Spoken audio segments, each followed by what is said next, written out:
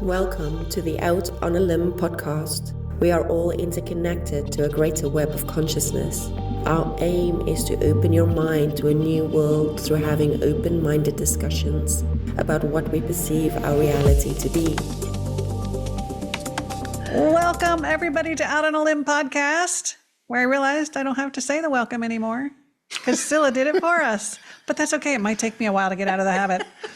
At any rate, you're here with Will and Allison and Samantha, and today we are going to bridge the divide.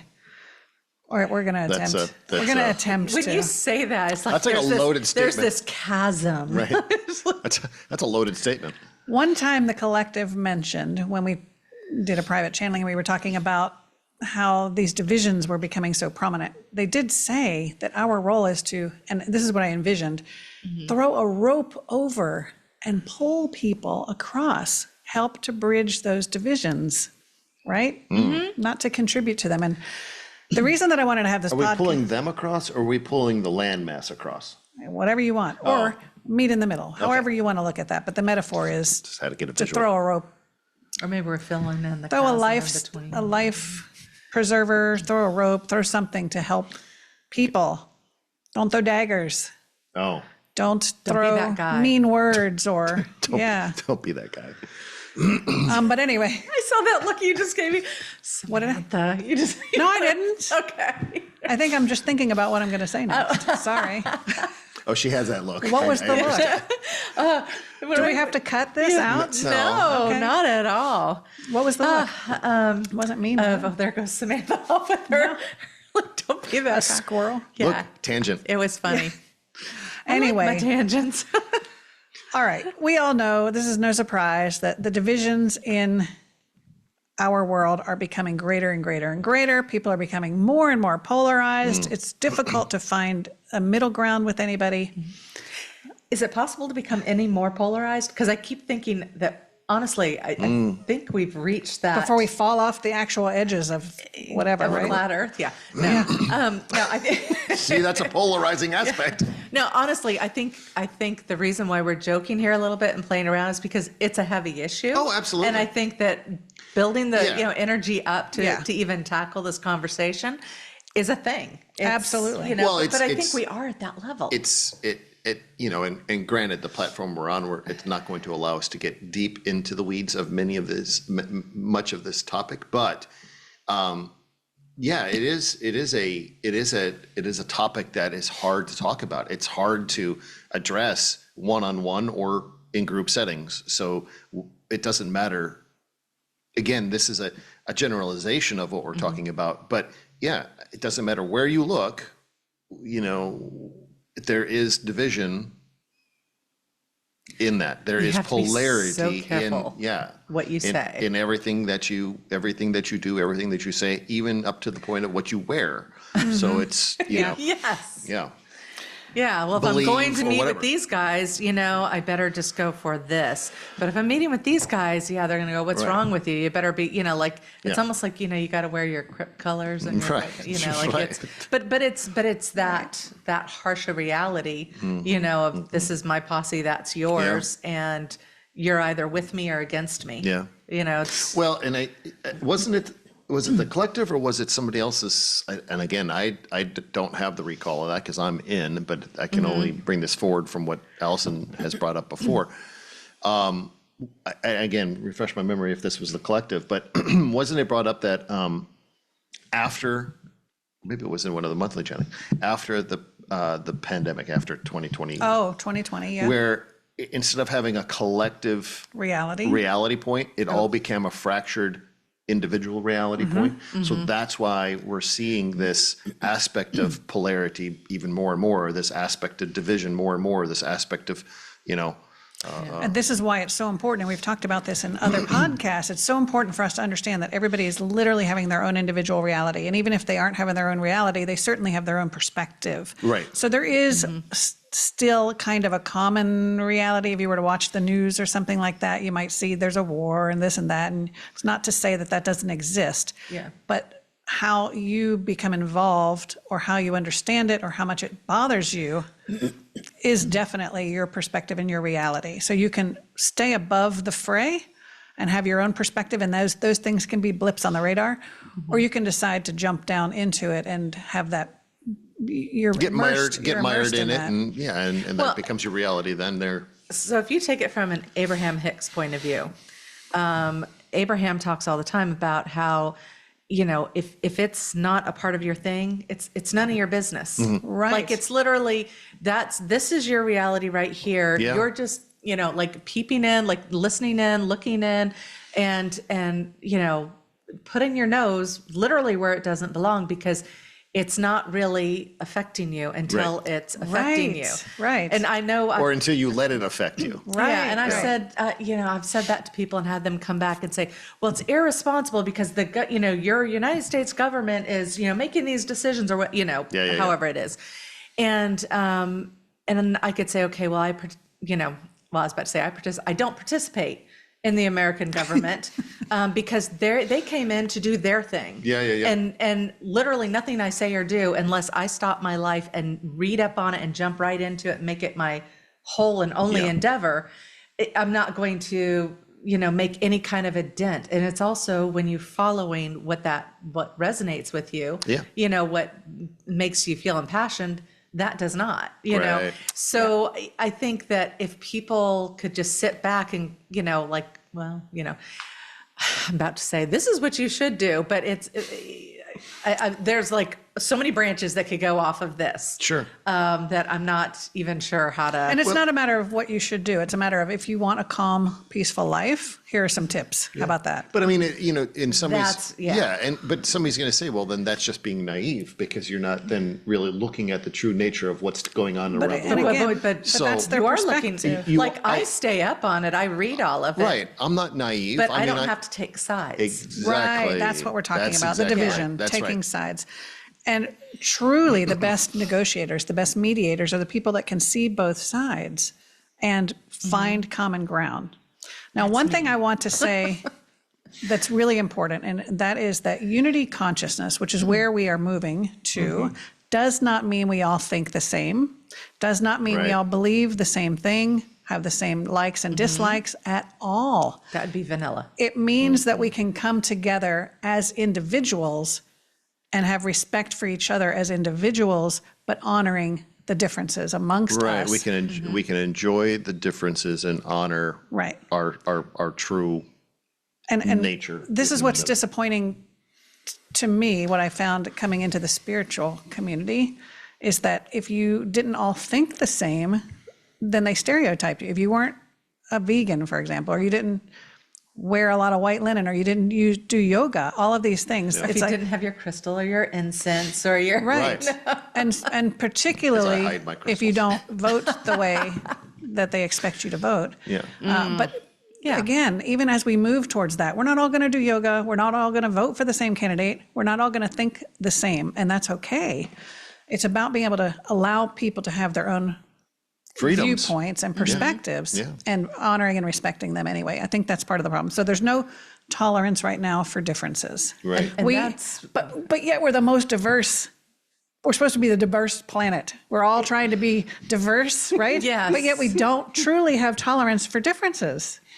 No, Have you noticed that? It's ironic. So are you saying our spirit guides and our galactic friends, and they're all sitting around eating popcorn, just watching They're just going, oy vey, what the hell? But it's interesting, because I've asked them before, and they're in the fifth dimension when they're in their ships and whatnot. They're embodied. So I asked them, I'm like, you're on a ship with a whole bunch of different races of beings. How do you get along? How can you make it work and we can't? Well, first of all, because they have a higher level of consciousness where we're headed. Mm-hmm. But secondly, they said, we don't all go out.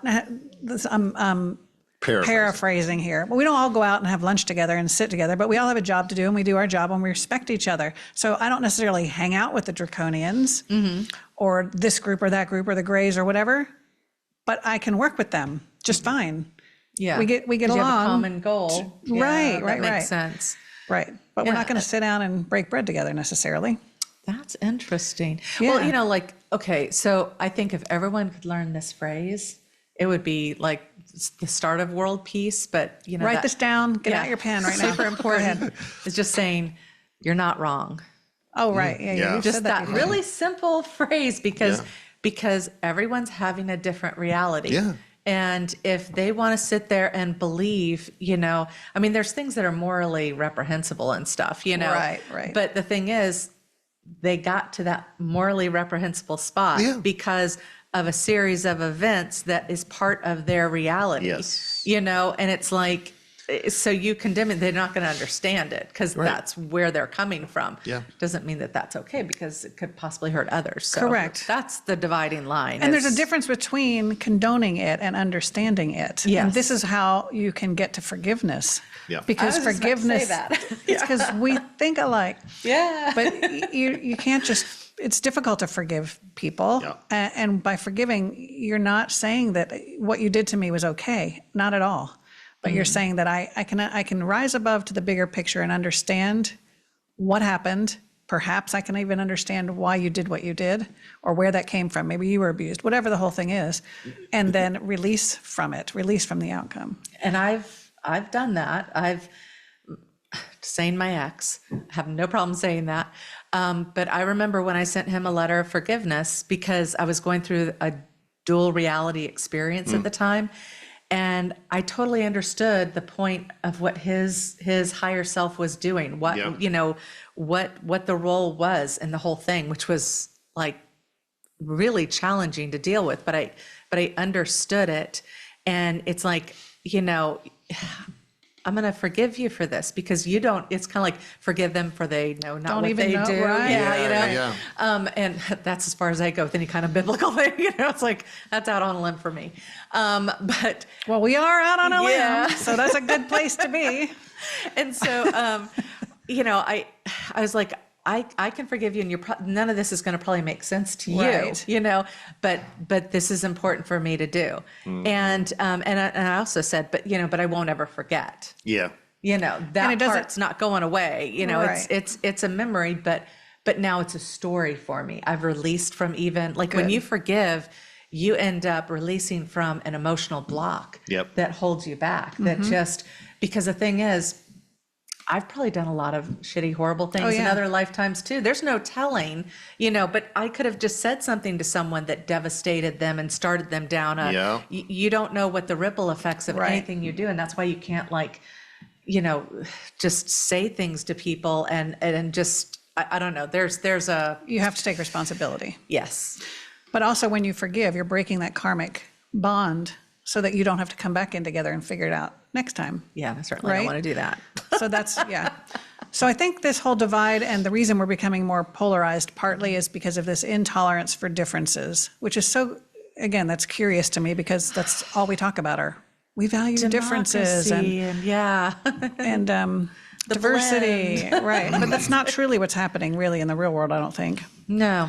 And it isn't, they want to make it about things like skin color or these big things that we don't even have control over. Like you don't have control over what race you're born into or any of that kind of stuff, but they want to make it about those things that are immutable because then you can fight and you're never going to solve it because you can't change that in somebody. That's I'm talking crazy. more about the nitty gritty differences, like the food that you eat or the things that you choose to engage in or Belief systems or any of those kinds of things that are behaviors that could be changed. But the point is allowing people to make those decisions on their own and realizing you don't have any control over your life. And I like what you said about you're not wrong. Another one to write down probably is, isn't that interesting? Yeah. And that was one Suzanne Giesemann says a lot. If anything weird happens and you want to judge it or label it bad, just isn't that interesting? Keeps you neutral. Withhold judgment until Yeah. you figure out what's going on. But yeah. No, and that makes sense. But I think the other reason that we're having such difficulty and such division right now is because we are being primed to be so overly sensitive. Like, I know for me, it takes a lot to offend me. I was in the military and I have a thick skin. Of course, my feelings get hurt on occasion, but I don't take every little thing that somebody says as an offense because first of all, I consider the source. If this is a friend of mine, why would I jump to the conclusion that they're trying to hurt my feelings or say Right. something to hurt my feelings? Authentic relationships require us to go to the source and clear it up.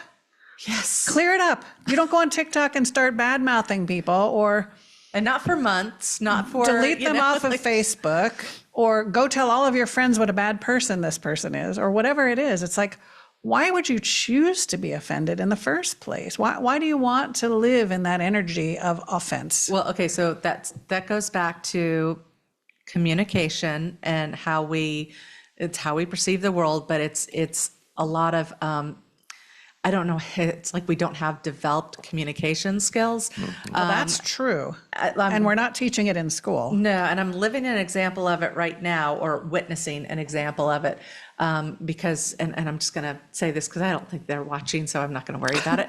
But so my daughter this is so funny. I don't know if you've ever heard this expression. She got soft fired. No, that must be new. The boss doesn't look you in the face and says, bye-bye. They text you and say you're fired? No, not even that. It's all of a sudden, you're taken not on out the of schedule? group chat, you're off the schedule, you're in La La Land. Purgatory. Yeah, purgatory. Jesus. And these are people she's worked with for several years. Yeah. And the manager didn't like that she didn't say she couldn't come in for a mandatory meeting. Okay. Well, the manager also knows that she works another job and would have been at the other job during that time. She knows that, And but also, and I said to my daughter, fall on your sword. Tell her you're sorry. Like always, it's so much easier, people. Just fall on your sword. Just say, I'm sorry. Like, I'm sorry that you don't get me. Whatever it is. you're right. You leave the rest under your breath, but Yeah, I say I'm sorry, right? I said, well, you should have said, you should have called her, you should have let her know that, the moment you knew that there was a mandatory meeting, she goes, yeah, but she knew I was going to be working. Well, then 2 days later, my daughter had come down with COVID. She was sick. She had like 102 temperature the day of the meeting. Like that was not on her mind. Like she was sliding into it. So she shouldn't have procrastinated, but in the end, the woman knew she couldn't make it because she was, at her other job. So anyway, so my daughter called her the next day and said, so what's the deal? I just want to make sure that I got all the information. Yeah. And she said, you didn't attend the meeting, and just started like kind of making her go in circles, trying to explain herself. And this is, of course, all through text, actually. And then she just doesn't say anything else to her. And my daughter then notices she's taken out of the group chat. She knows she's not on the schedule. And what's crazy is the owner of this place has been a good friend to her. Like they've been friends and loaned her clothes for her to go on this trip that she had just been on. So now she can't even get the owner her friend to respond back to her. Ugh. She needs to return like all this stuff is going on. Yeah. And it's like, it's just communication. It's, so what did they take from her that offended? Like she's a good employee. She shows up, she does the work. So there's nothing other than, all I can figure is the manager just doesn't she's had it out for her. We've done readings on this one. So we kind of know what's going on here. But, so this was just her way of finally getting her out of her existence. Yeah. But it's like, but the friends, it's like, how would you, there's no ill intent. My daughter just wants to go, hey, I just want you to know what happened. And I want to give this back to you.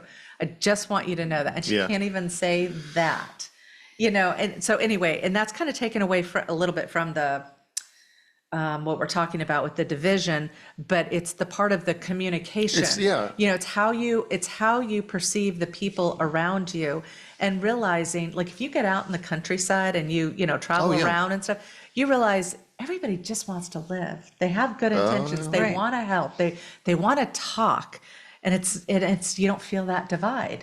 And this is what's so Very interesting, because communication is the way to heal the divide. And if you don't talk to your enemies, or you don't talk to the people who you disagree with, how are you ever going to find common ground and get along?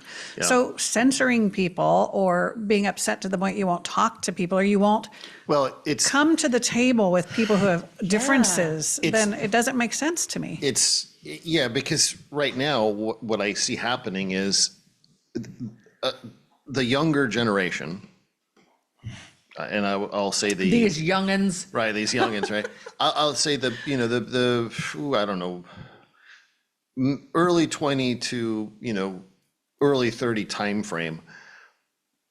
Many of them do not like to have face-to-face conversations. Right. They grew up on social media. Right. And the phone. They don't even get hired face to face. Right. It's not it's a virtual conversation always. And so it's not understanding human dynamics. We grew up with soft skills, hard and soft skills. Soft skills were face-to-face interaction, how to work your problems out, right? Yeah. How to deal with people. Right. That doesn't play anymore. And so now, because you just get ghosted. Right, we're in this Very true. in a virtual reality aspect of existence, and the more we incorporate this virtual reality into our existence, the further we're creating that separation where there's never going to be an opportunity to be face to face with your enemy or whatever you want to call it, to have that discussion. So how do you do that? It's but what we're seeing is where even when you bring two sides to the playing field, with some of these protests that are taking place, there's never a point to mediate the situation. There's not a point to bring both sides to the middle. It's I'm here, and we're just going to scream at each other. Yeah. Right. And it doesn't matter what we're saying. We're just going to scream at each other because that's what society wants of us. You talk about the youngsters not having practice at communicating, but the older folks in our generation, they don't know how to do this either. And it's not because we haven't had right. Well, we practice. were told to shut up, go outside, Right. Go play in traffic. We're rub uncomfortable. the dirt into that scab. You just got.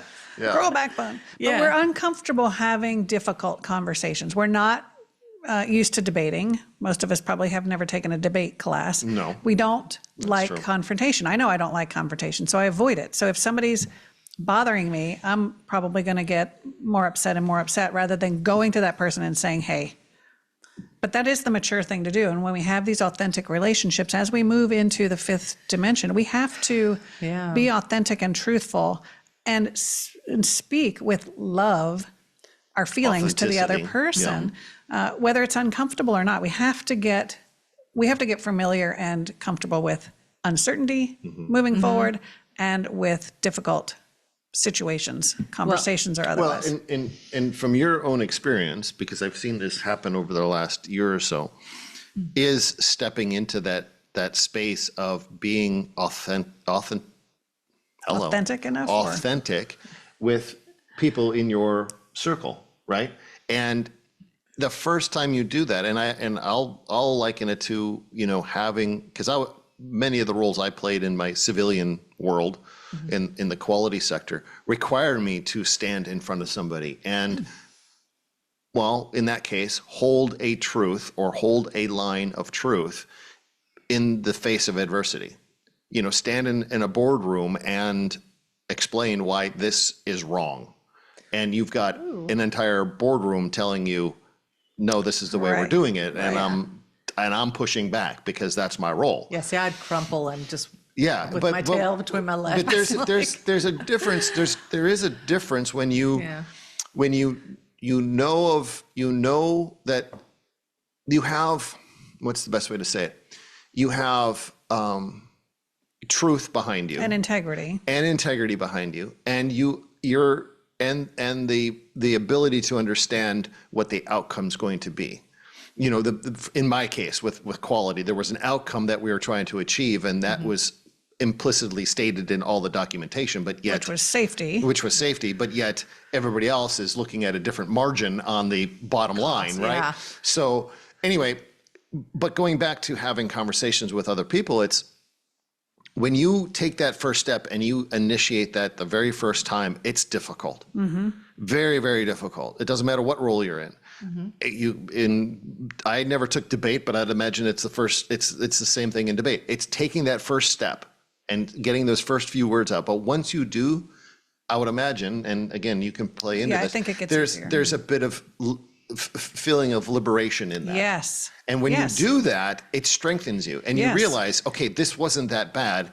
this is okay. Because if you don't do that, you end up simmering in resentment. Yes. And it lingers and it's uncomfortable. And that built a whole nother Right. dynamic. Okay, but you got to step back just a little bit, because the first step is you have to do, I think, you need to do the work with yourself and Yes. know what you were just saying, the truth. Yes. There are a lot of people who they want to be a part of a particular tribe, which is what's going on with a lot of young people right now, yeah. with all these different, things going on. And in order to be a part of that tribe, they have to buy everything hook, line, and Oh, yeah. sinker.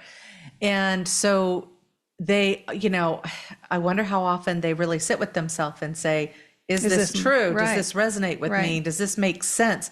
Or is it, I'm scared, I like what this person is saying. Everyone's giving them attention. I want attention. I'm going to follow, and I'm sure there's some tomatoes being thrown my way, Well, like, No, you're and exactly right. collectively. part of that is a herd mentality, right? Well, and Yeah. again, it goes back to courage, the courage to be okay in the face of uncertainty or to speak your truth. But that takes work. Like you have to, okay, so one of the issues that I have marketing what I do, which is the spiritual life coaching aspect of things, is, it's all about healing. And honestly, you have to be you have to inflict pain on yourself, because it's a painful process. Right. Yeah, it's not easy. But the benefit of it, of coming clean with yourself, of healing, is that then you're that healed individual stepping into a conversation and prepared to open up and allow yourself to be, triggered, because you're still going to have some triggers. Oh, for sure. But that it's more important to be receptive and open to the sharing of ideas, and to be in that place, hopefully then you're putting out that energy that you can have that conversation with other people. But I think before we can even get to I think that the big, if we look at this era of time, the late 10s, the early 20s, that the big banner is going to say, heal thyself. It's it's all about healing. You've got to release from all of that crap. And because you can't even be authentic and know and have that conversation. So I feel like when I see, I see a lot of those short videos on YouTube where, it's these people are shouting at this speaker, and the speaker's like, well, tell me your point of view. And the person tells the point of view, and they go, they just pluck a hole in it right away, real easily, because the person really didn't think through. They didn't really know where they stood. They didn't have, their truth was built off of what others have said. It's not, because when it's your truth, there's nothing There's conviction. Yeah, once you've seen a UFO, it's you saw it, no one else can tell you any differently. That's right. And you hold true to it, and it's firm, and you can discuss, I can discuss anything about it now. Yeah. And I'm just but I know what I experienced. Yeah, it's if you know your subject matter, whatever that might be, whatever your conviction is, whatever your truth is, whatever you're putting yourself into, if you know that subject matter just as you breathe, well then somebody trying to poke holes into it is going to be very difficult. But it's when it's very surface level, and like you said, it's only just what everybody else is spewing out, and that's what I'm going to take. I'm going to cherry pick certain pieces, and that becomes my truth. You have no foundation to stand on. You have no conviction really, other than an emotional conviction to the herd mentality at That's the time. the problem, is the emotional. Yeah. And emotions weren't meant to be used that way. No, Emotions were no. meant to be a signal, whether you're in alignment or you're out of alignment with your higher self. It was meant to be just kind of hello, and, get you to right yourself, not to, go into this bleeding heart and, just spew it out over everyone. That's total emotional dysregulation there. And if you are really interested in finding truth and being open, then the person who disagrees with you is your friend, because they're bringing you to a different understanding. They're point helping of it. you to really hone in on your own perspective. And am I really correct? Or should I be considering this other perspective? It helps you to fine tune your argument when you, and you know what I mean by argument. Yeah. Your point of view. Yeah. Yeah, you can really hone in on that when you are debating with somebody who has a different perspective. And that strengthens your argument or might change it a little bit to make it stronger, to make you a better person if you're truly looking for the truth. Yes. And I'll say I like how he yes. signals and steps in. Right. I got something to say. Yes, but. But, what do you mean, but? No, Yes, everything and? that you said was right. Then that's an and, not a but. Isn't that interesting? I almost spewed my water. No, but think about it. And I'm going back to the aspect of younger generational aspects. Everyone, right? Well, I mean, the younger generation right now, many of them. I'm not going to say all. I'm not going to put everybody in there, but many of them, their whole world is based upon who likes who even more than anything else. Granted, we have that when we had our you're cliques. saying like so if I Your tribes and your allies. And right. But you're also talking about who are the people who influencers. Yes. Well, yeah, the ones, but their whole existence is based upon, I'll call it their tribe. And conforming to that tribe. And conforming to that tribe. But as soon as I want to step away from that tribe to learn something different from an adversary, then I lose my entire identity because now I'm not going to be trusted in that tribe. So nobody wants to step outside of that tribe. That's exactly right. And a lot of that is, I think, what do they call it, throughout ages, because if you lose your tribe, you might starve to death. Right. Back in the Yeah. caveman Sure. days, whatever, right? Yeah. So that's really inherent in who we are. And that's why it's so difficult to step outside of the bounds of your tribe or your church community or whatever community. And the reason I wanted to have this discussion is exactly that. So there is a Facebook group for vegans in various different towns. And so I like to join those so that when I'm traveling to a particular area, I know. Oh, that's smart. Yeah, it's I very can good. see what restaurants I can go to, right? Well, back in my hometown of Wilmington, there's a beautiful place called Panacea.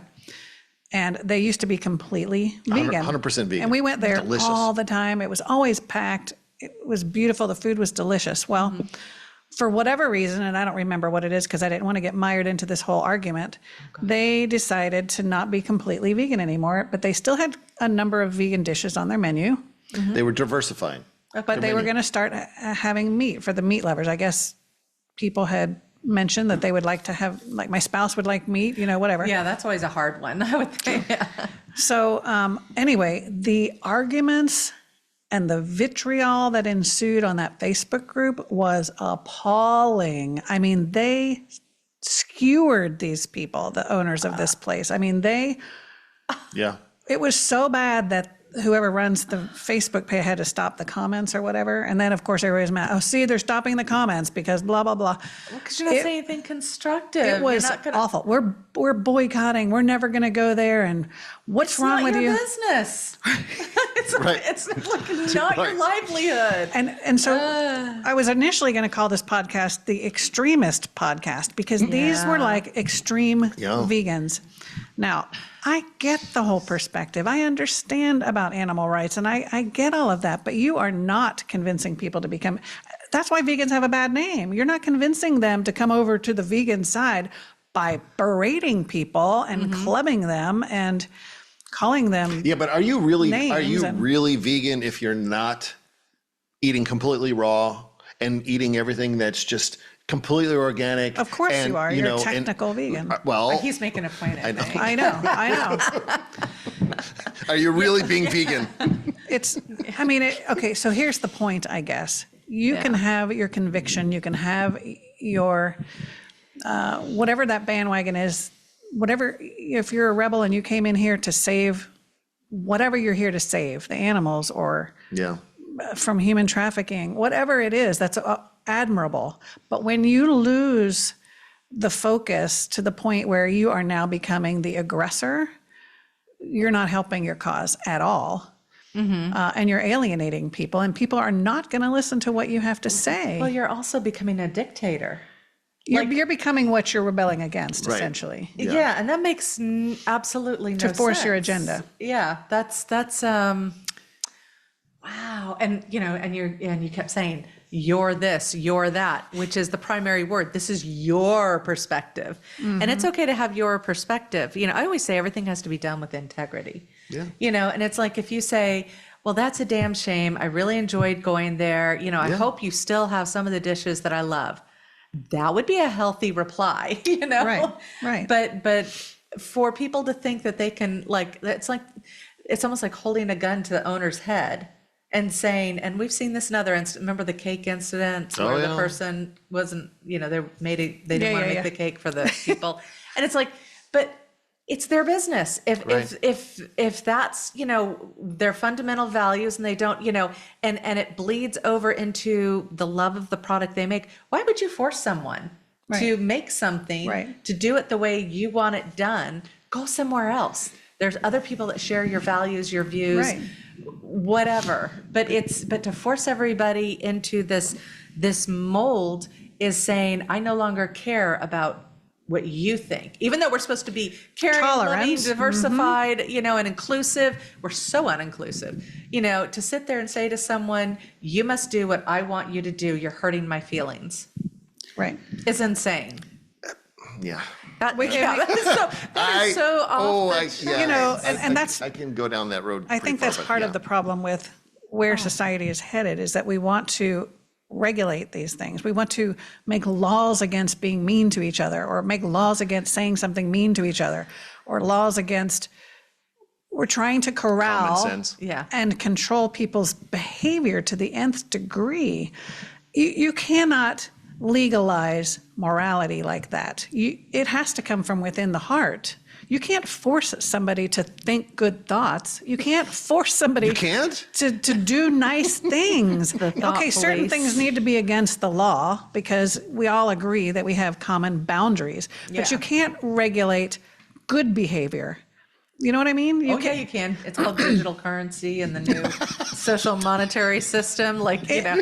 Anyway, sorry. But have you ever noticed, and this is what happens in those dystopian books like 1984 and all of those books. No, if you regulate that stuff, people are just going to find their way around it and be manipulative and secretive. Hello?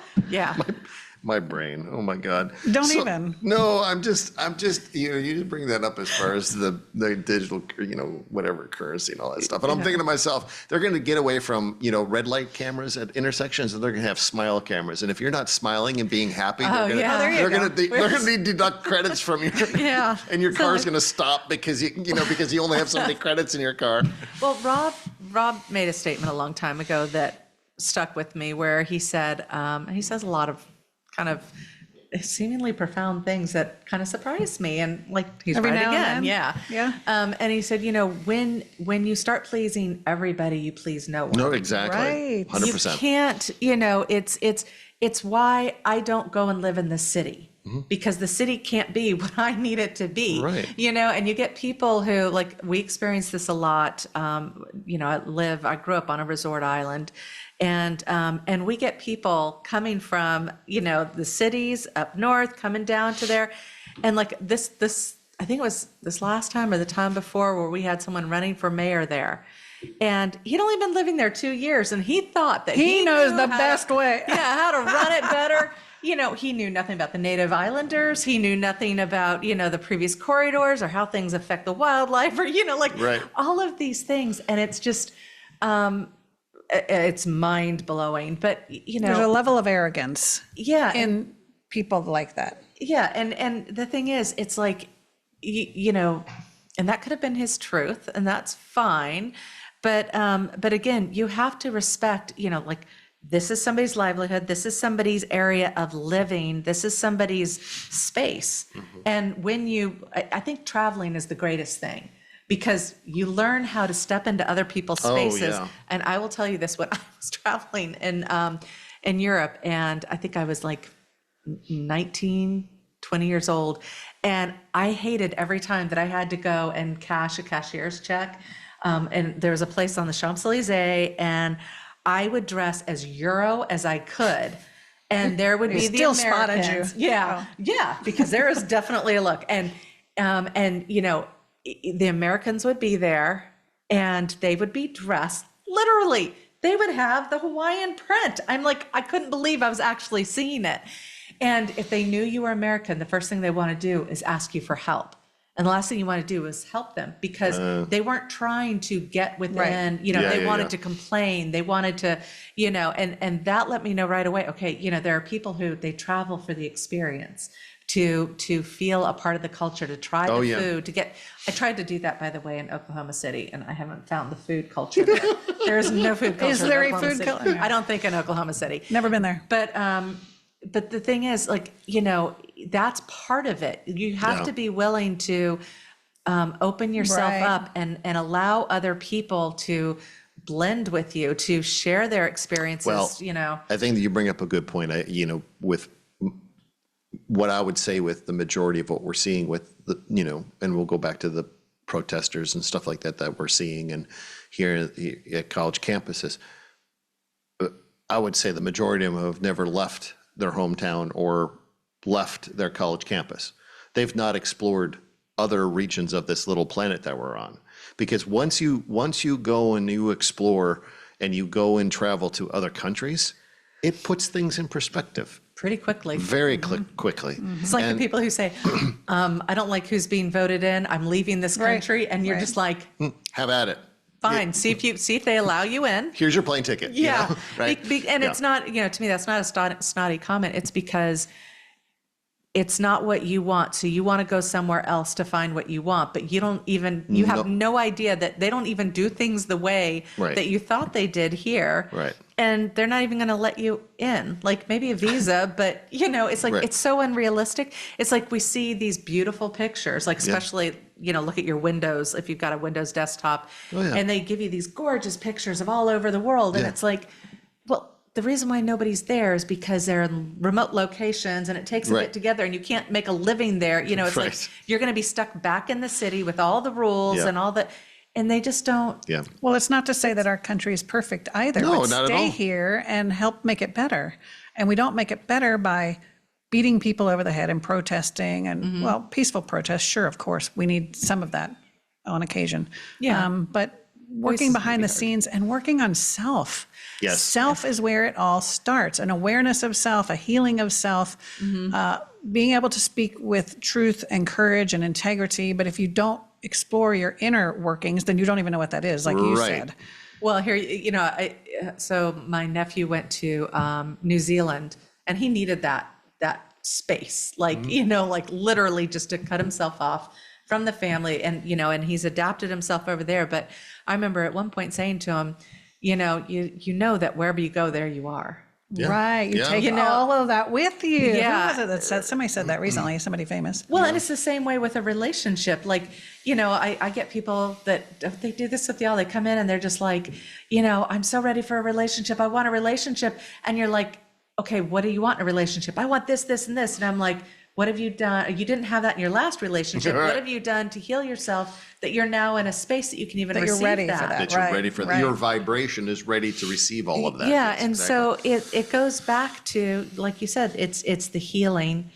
And when you go through that healing and when you're able to then open yourself up and yourself, so then you're able to be vulnerable because there's not much of a shocker there, like, I mean, there's aha moments, there's epiphanies, but then you can more easily open up to what others are saying, what others are influencing and, what they're saying to you. But anyway. Well, and I think it harkens back to this idea of not being self-absorbed. There's so many people who are so just self-absorbed. You go to have a conversation with somebody and they just talk about themselves the whole time and don't ask you one single question. That's what my son, okay, that is exactly what he's saying he's having a problem with. So if you're not curious about other people, then you really don't care how they think. You're just like, here, take my opinion. This is how I feel and this is how you should behave. They don't even want to hear your perspective or why you might disagree or anything like that. Yeah, and then fascinating. You can't bridge a gap if there's not that openness to like start building some kind of a and that's okay. So therein lies the problem. Well, but I'm thinking these people don't want to bridge the gap. They want you to come over to their side. Period. Lock, stock. But do they really? I mean, does somebody really want? Say, and I'm being very general Devil's or advocate? whatever. Well, I'm just thinking, you take a 55-year-old mechanic from, somewhere out Midwest, whatever, that's never been exposed to, say, LGBT, whatever, Right. all that kind of lifestyle, do you really want to convince that? Is it really necessary to convince that guy, or can you just let him be? Well, I think this is the whole point of the conversation, is letting people be. Yeah. And this is not to say, again, that we There's don't no need right. to You don't make some. You don't need to go out and find him, and he's not going to come out and find you. So Yeah. allow that to be. But if you happen to find yourself, if you're on that side of it, in the middle of podunk Midwest nowhere, You're now in their area. there's no need for you to throw up a protest and start screaming at everybody to try to convince them that you're right. How about sitting down in a coffee Right, shop and having a just- conversation and having a with general somebody? conversation. And that's been I have to say this.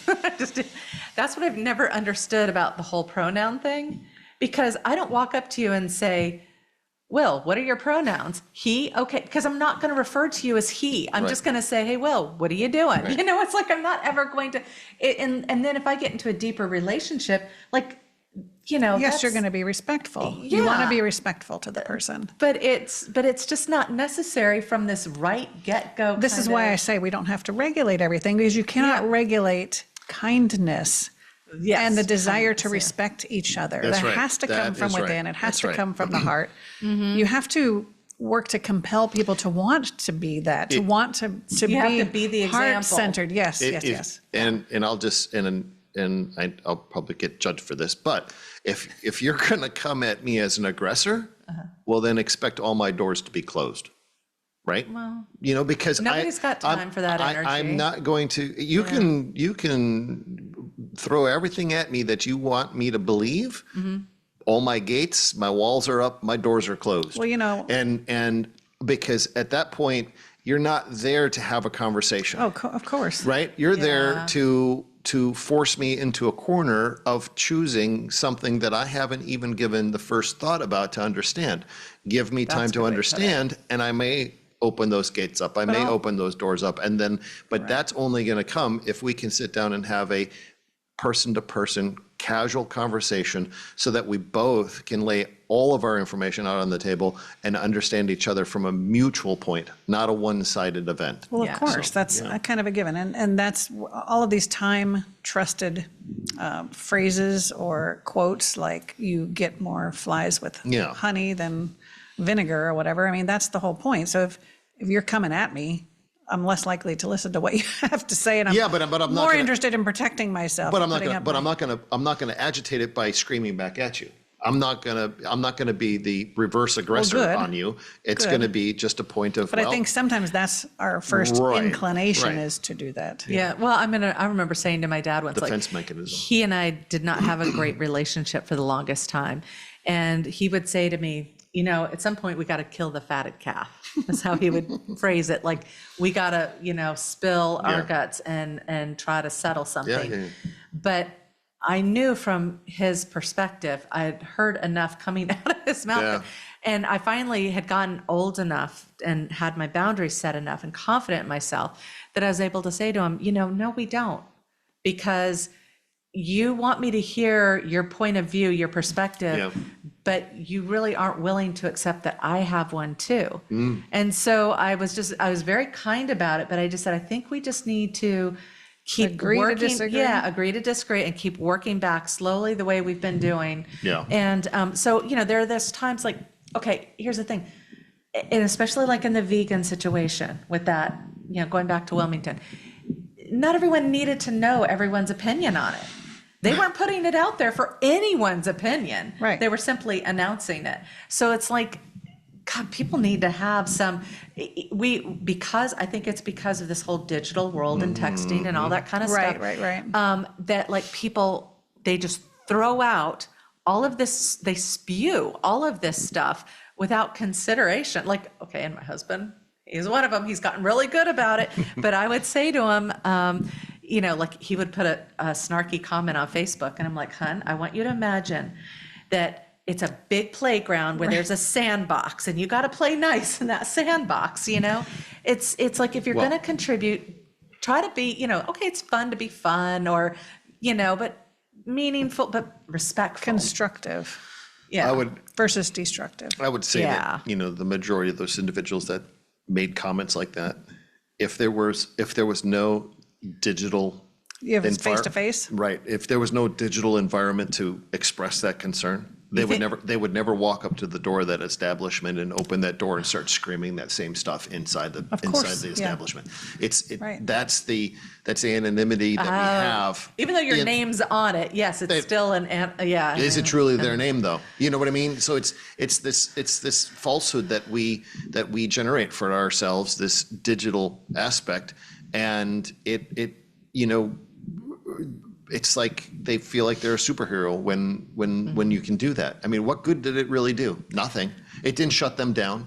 It didn't change their menu. No, it amps people up and they want to continue the fight. Right. Unfortunately. It you know, and then it creates more and more division amongst other people. So it's I don't know. It's a difficult, you know, we're in a difficult conundrum, I'd say, where we're at. Well, I think that it's an evolution of where we're going with things, and I think I see growth. I'm an optimist. I believe that it's going to work itself out. Unfortunately, like, I think that it seems like, you know, we talk about this whole ascension, we talk about dual reality and dual timelines now, you know, and I think that the people who've chosen to be, I think we're observing the argumentativeness. Yes. I don't really live with that in my life. Right, I don't either. You know, I don't throw that out there. I don't have people saying that to me. But, you know, I think we're always gonna, or not always, but for the foreseeable future, we're going to bear witness to it, and just try to get people to be aware of it. And I don't think that we're changing or affecting the minds of any of our audience, because I don't think our audience think they already get it. Yeah. But, you know, it's just that off chance that someone comes across this and goes, oh, wait, there's a whole other way to be. You know, maybe. But also, it may empower a few to take that stance of, I hate the word stance, that perspective of oneself of, you know what, I do have some very good friends that I need to open a conversation up with. Yeah. But I still think, and I'm transparent with all of you guys, and I try to be transparent. There are still triggering things. Oh, yeah. There are things that I will read or hear or see, or somebody will say to me that trigger me. And it is easy sometimes to jump and not practice what I preach. So I think anybody that's watching, anybody that's watching probably has, and you know what they are, those things that go ding, ding, ding, I don't like that. Okay, so when you're triggered, it's to go within and figure out what still needs to be healed, because once it's healed, it's not going to trigger you anymore. So the point is recognizing these triggers so that we don't engage in this kind of back and forth. We can stop it in its tracks. Yeah, and it's not that you're being the police stopping it. It's you're leading by example, right? You know, and people will see that, well, why aren't you getting ramped up about this? Right. This no longer, you know, is just. I don't have a need to get ramped up. And not only not getting ramped up about what's happening, but also not taking offense. You're not triggered to the point where you take offense by what somebody said, and you can actually say, hey, that kind of rubbed me the wrong way, or I'm not sure I'm clear on what you meant by that. Can you explain yourself, or something like that, instead of, why did you say that? Did you hear what she said about me? And blah, blah, blah, blah, blah. You know, because most of the time it probably came across the wrong, it just came across the wrong way or whatever. So clarifying. And I think all of us can learn from Digital that. conversation has no emotion. Period. So no, if there's any emotion in digital conversation, it is always whatever the state of the person who's receiving it. You know, and generally people have self-doubt, self-worth issues. Right. So they generally take it. My daughter sent a message, you know, to this friend of hers, and she, you know, explained, it was a quick little explaining her stance. You know, I need to get the dress to you. Have a good day. And I said, hun, I think that after what you just said, and then you put have a good day, it's like, have a good day, sir. You know, like I'm Willy Wonka, you know. Exclamation point. I said, you know, you might want to go back and put some, and she said, I really meant have a good day. I meant that sincerely. Then you put a smiley face. Yeah, it's you have to really watch that Oh, stuff. I know. I know. Well, we have faith in all of you guys. We know that you're out there bridging the gap daily. Thank you so much for listening to us kind of mull over this, because I think it's a daily thing. It's a daily struggle for We all many have of us, to- yeah. Yeah, we all have to put forth 100% effort every day. So thank you for doing that. Please hit that thumbs up and share away, and we will see you next time. See ya. Bye.